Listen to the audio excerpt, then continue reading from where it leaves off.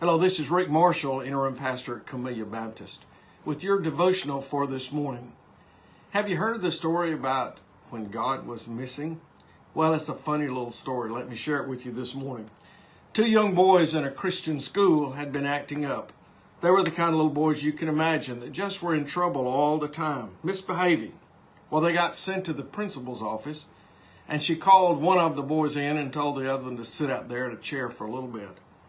She knew exactly what was needed in their lives. They needed to get right with God. So she sat him down and said, I want to ask you a question. Where is God? The young boy was scared to death by that question. He didn't exactly know how to answer. He just sat there. She asked him 3 or 4 more times, Son, where is God? Still, the young boy didn't answer. She told him she wanted him to think about that question, so she sent him out in the office and told him to tell the other little boy to come into the office. As he was leaving the office, he turned to the second boy and said, you need to be careful going in there. And the other one said, what went on in there for so long?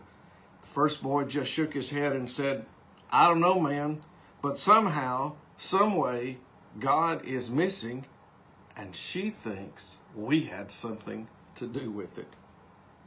Well, how often do we really think God is missing? Some people may think in the middle of the coronavirus, God's missing. Where's God?